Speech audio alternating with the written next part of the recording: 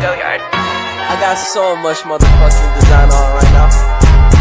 Break it down, bring it back, make it clap. I got 3 old thoughts, new block, where that damn bitches on my line, and you know they come straight. Hold up, what it not, 45, scope it down, like whoa.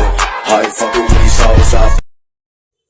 Assalamualaikum warahmatullahi wabarakatuh. Nama saya Rekan Raina Zahra, mahasiswa semester 5 program studi PGMI IAIN Metro. Pada kesempatan kali ini saya akan menyampaikan materi mengenai gelombang, getaran, dan juga bunyi.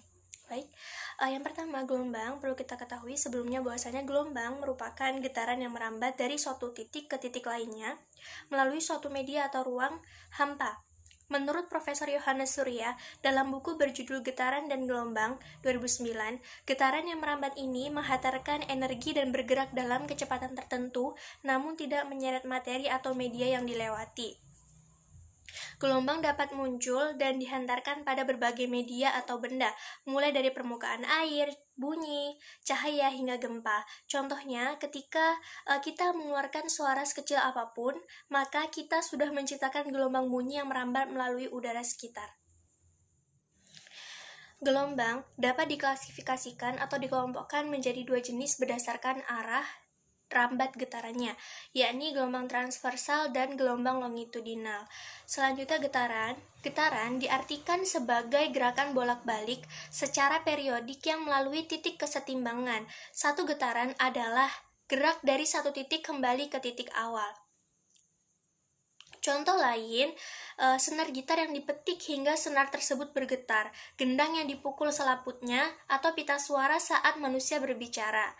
Juga mistar yang salah satu ujungnya ditahan, sementara ujung lainnya digoyangkan, itu juga contoh dari getaran. Kemudian ayunan anak-anak saat sedang dimainkan, itu pun disebut dengan getaran. Jenis getaran ada 2.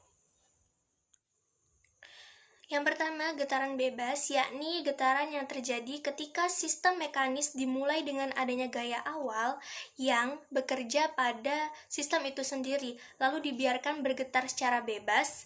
Misalnya, bandul yang awalnya ditarik lalu dilepaskan akan berhenti sendiri lama-kelamaan. Yang kedua, getaran paksa, yakni suatu getaran yang terjadi ketika gerakan bolak-balik karena adanya gaya luar yang secara paksa menciptakan getaran pada sistem.